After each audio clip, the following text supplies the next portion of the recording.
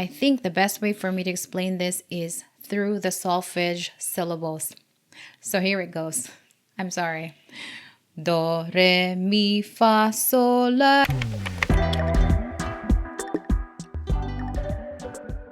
Today, I'm going to talk about the most effective trick on how to sound confident over the phone, even if you're not feeling confident, and especially when you're talking to an irate customer.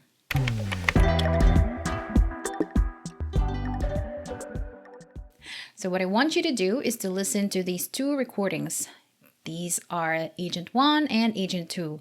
They're going to say the exact same thing to the customer, but there's going to be a huge difference. So what I want you to do is to judge which of the two agents sound more confident. Here's Agent 1. Well, nobody told me about the penalty.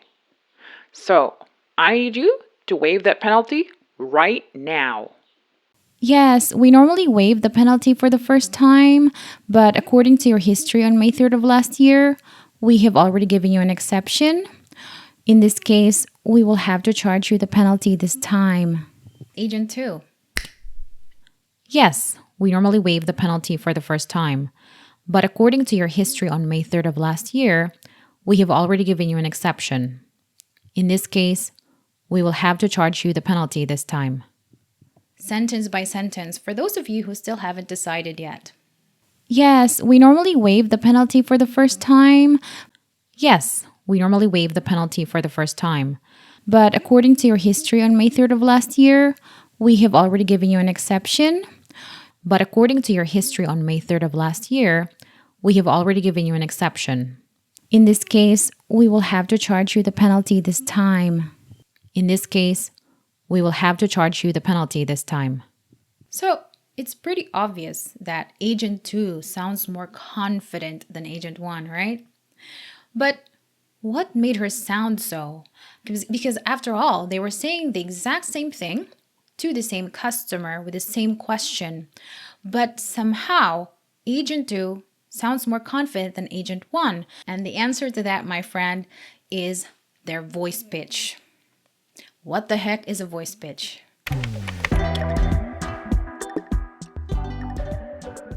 Pitch in speech, according to Britannica.com, is the relative highness or lowness of a tone as perceived by the ear. So if I'm going to give an example, this is a lower voice pitch, and this is a higher voice pitch. I think the best way for me to explain this is through the solfege syllables.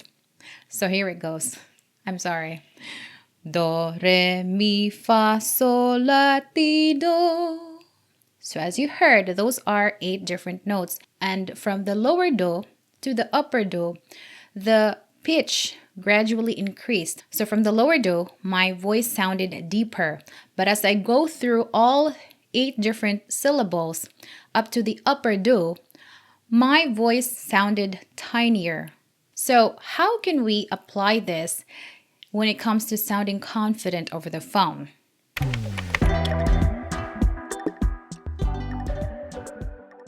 So the answer is you want to consciously lower your voice pitch.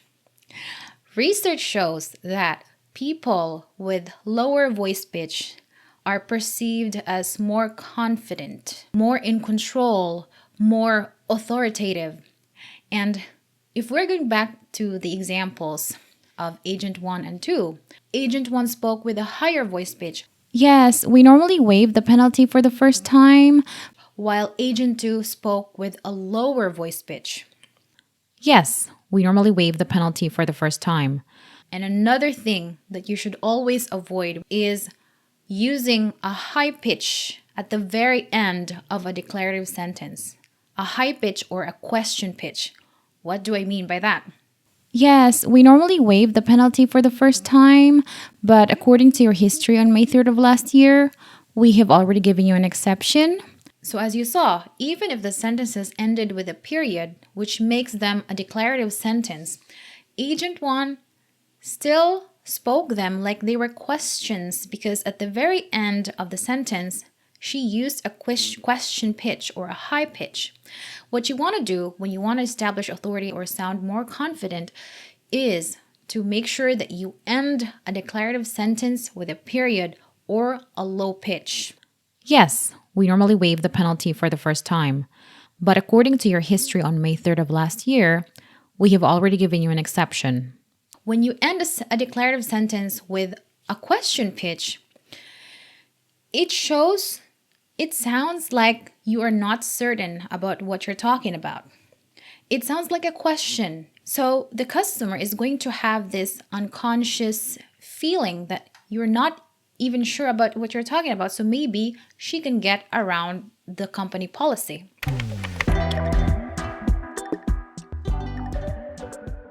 There is an accent in the US that you should probably avoid copying if you want to sound confident over the phone, and that's called the Valley Girl accent.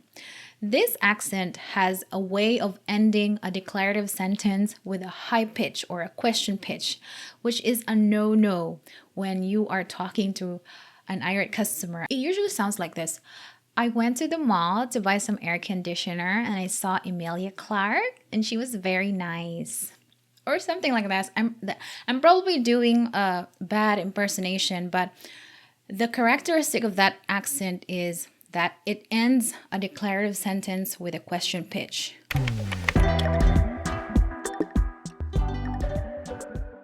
So now what I'm going to do is to react to the mock call video of Candace where she talked to a verbally abusive customer. I am holding my laptop because I don't have a table, so let's begin. Candace, what the actual is going on with your company? Are you guys going bankrupt or something? As far as I know, the company is stable and doing great. May I know your concern? Okay. This part is great because Candace ended her declarative sentence with a period, a low pitch, and when she asked, "May I know your concern?" it was a question pitch because it was a question sentence. So that's good. Next.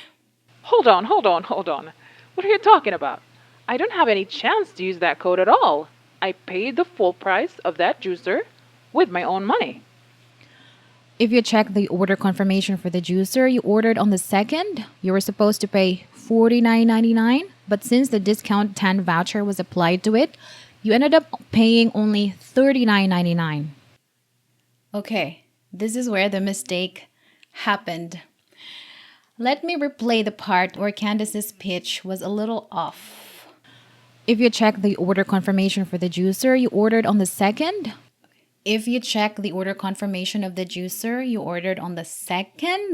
it shouldn't have been like that. It should have been, if you check the order confirmation of the juicer you ordered on the 2nd. Lower pitch, on the 2nd, not on the 2nd, because it sounds like a question and it's not a question. So that's wrong. Next. You were supposed to pay $49.99. Again, you were supposed to pay $49.99. But it's not a question. It was a statement. So it should have been, you were supposed to pay $49.99. That's it. Lower pitch. Next. So let me get this straight. You're saying that I cannot reuse that voucher? No, all our vouchers can only be used one time.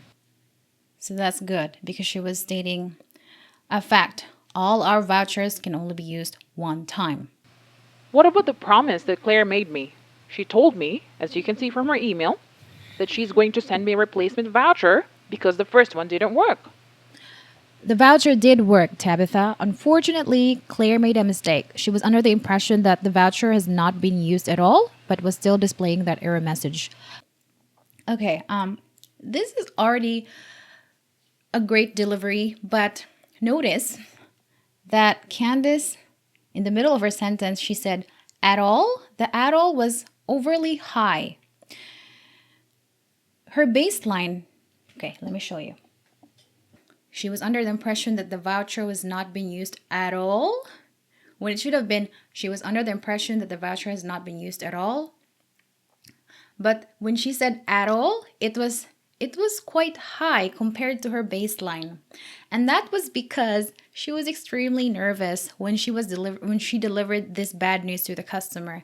And sometimes this really happens when you are consciously trying to make your voice lower, but there are times when there are leaks, when there are times when the nerves really get to you and it reflects on your speech, because when there's a great fluctuation between your rising and falling intonation, it indicates that you are nervous, which Candice was during this call.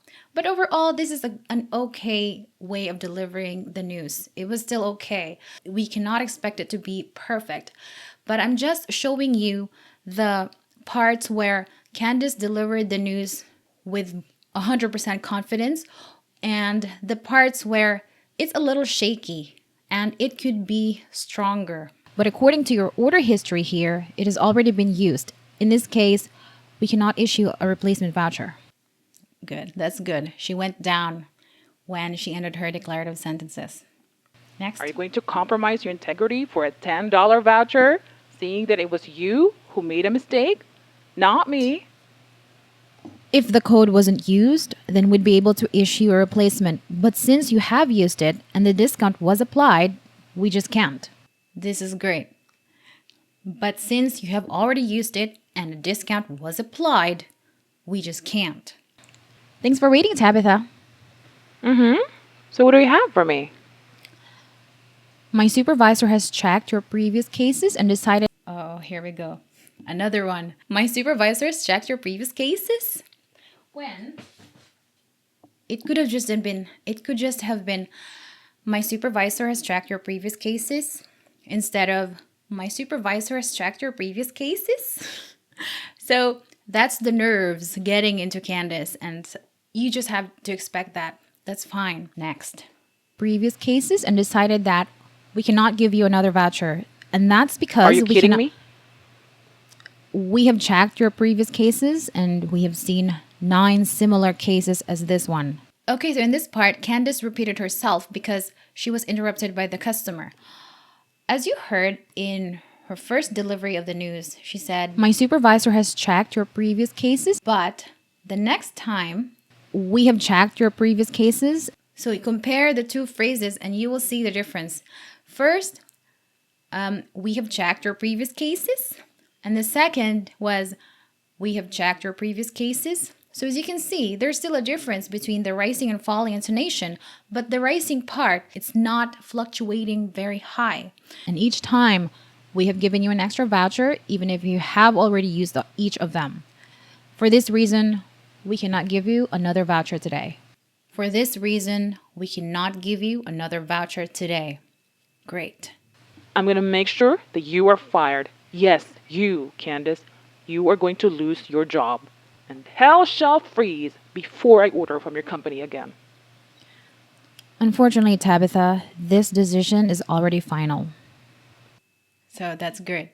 Candice here really tried her best to deliver it in a lower voice pitch. As you heard, her voice was deep. As I said, I need compensation for that. And we would have gladly given you another voucher. Okay, here. Candice was a little... I think there's some anger in her voice when she said, and we would have gladly given you another voucher. When she said another voucher, there was an undeniable anger in her voice. But of course, she cannot verbally say it, but it was reflecting in her nonverbal communication. It could have been, and we would have gladly given you another voucher. It could have just been like that. It could have been more neutral when it's delivered like that. She went really high in another voucher because that was her anger reflecting on her reply. But we have seen from your records here that this has been a pattern with you. You call and claim that your vouchers aren't working, even if you have successfully used them with your orders. And all 9 previous agents gave you a replacement each time, and this has been happening for 9 times now. We cannot give you another one today. Okay, so here is my review of Candice's voice pitch during her mock call. So overall, her voice pitch, the deepness of her voice, was enough for her to be taken seriously by the customer. I had no issue about her baseline voice pitch, but there are times when she's emotionally charged or when she is nervous that her emotion affects her voice pitch, and she tends to spike pretty high from the usual baseline. And that will usually tell the customer that the agent is nervous. As long as it doesn't happen often, that's fine. You don't have to do it perfectly all the time. There are really just times when you feel a pretty strong emotion and it reflects on your voice. Overall, it is better to not let your customer feel or know that you are triggered by her actions. So, what you want to do by default, most of the time, is to deliver your statements in a neutral way.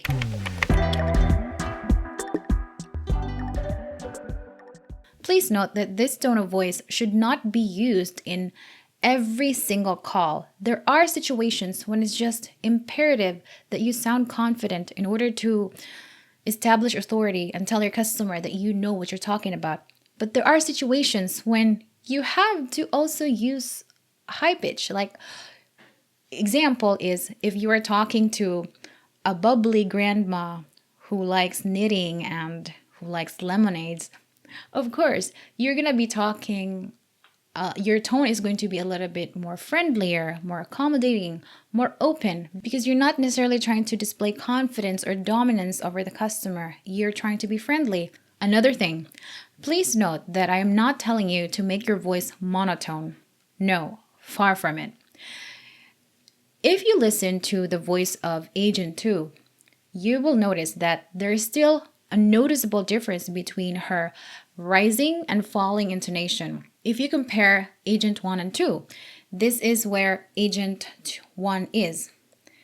It's a higher voice pitch. It's a higher voice pitch overall.